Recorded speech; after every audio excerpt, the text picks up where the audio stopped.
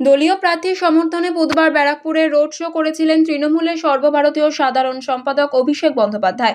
Road show শেষে বক্তব্য রাখতে গিয়ে বিজেপি প্রার্থী অর্জুন সিংকে তিনি নিশানা করেন। অভিষেক বলেন, অর্জুন সিং তৃণমূলে থাকাকালীন খাঁচায় বন্দী ছিল। বিজেপিতে গিয়ে ভোটে জিতে চারিদিকে অশান্তির পরিবেশ সৃষ্টি করেছিল।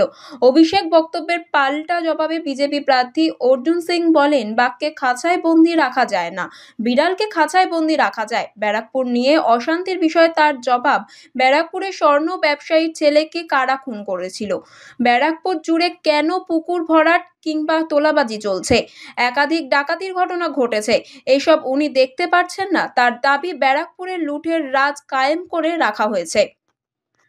আমরা অর্জুন সিংকে দলে নিয়েছিলাম। আপনারা প্রশ্ন করতেই পারেন যে তাহলে আপনারা অর্জুন সিংকে দলে নিলেন কেন?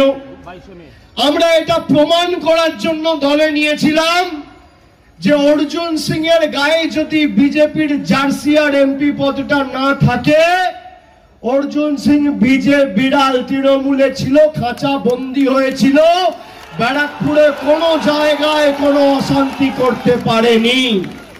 2022 থেকে 22-23 যে 2 বছর অর্জুন সিং তৃণমূলে ছিল, কোনো জায়গায় কোনো দুর্ঘটনা, কোনো নৈরাজ্য, কোনো গুন্ডামি, রাহাজানি, গাজোয়ারি, মস্তানি করতে দিইনি।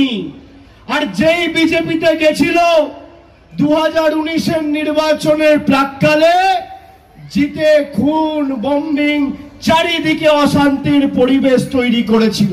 খাঁচাবন্দি বাঘকে রাখা যায়, ওদের বিড়ালকে খাঁচাবন্দি রাখা যায়।